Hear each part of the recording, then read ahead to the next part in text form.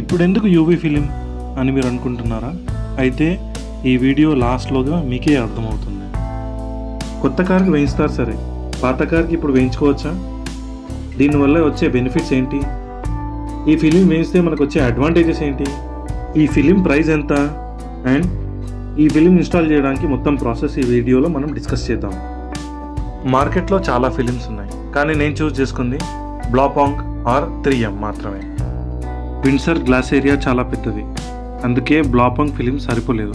First ఇక్కడ వీళ్ళు check చేస్తున్నారు, బట్ అది సరిపోలేదు, అందుకే మర్చి అదే బాక్స్లో పెట్టారు. ఇప్పుడు వీళ్ళు ఇన్స్టాల్ చేసేది 3M యూవీ ఫిలిం అనమాట. ఫస్ట్ గ్లాస్ ఏరియా చెక్ చేసుకొని తర్వాత కేర్ఫుల్గా ఎడ్జెస్ అన్నీ కట్ చేసిన తర్వాత వాళ్ళు ఒక హీటర్ గన్ ఉంటుంది, ఆ హీట్ గన్తోని చూస్తున్నారు కదా, హీటర్ గన్తోనే కరెక్ట్గా గ్లాస్కి ఆ యూవీ ఫిల్మ్ అనేది బెండ్ అవ్వాలి. బెండ్ అయిన తర్వాత ఎక్సెస్ వాటర్ని వైప్ చేసి ఎడ్జ్ టు ఎడ్జ్ లోపల గ్లాస్ ఏరియా క్లీన్ చేసి ఇన్స్టాల్ చేస్తారు. కొత్త కార్కి ఇది రికమెండెడ్, కానీ పాత కార్కి అయితే గ్లాస్ ఏజ్ 6 years కన్నా ఎక్కువ ఉండదు. అది ఫేడ్ అవుట్ అయిపోవడం కానీ ఎల్లో షేడ్ రావడం కానీ జరుగుతుంది. సో బెటర్ మీరు గ్లాస్ చేంజ్ చేయించుకున్న తర్వాత వేయించుకోవడం బెటర్, ఎందుకంటే దీని కాస్ట్ ఆల్మోస్ట్ గ్లాస్ కాస్ట్ ఈక్వల్గా ఉంటుంది, అరౌండ్ 10,000 రూపీస్.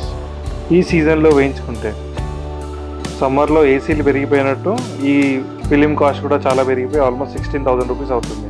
ఇక్కడ మీరు మనీ సేవ్ చేసుకోవచ్చు. Infrared, ultra violet heat waves reject అవడం వల్ల ఏసీ మీద లోడ్ తగ్గి రేంజ్ అండ్ మైలేజ్ రెండూ పెరుగుతాయి.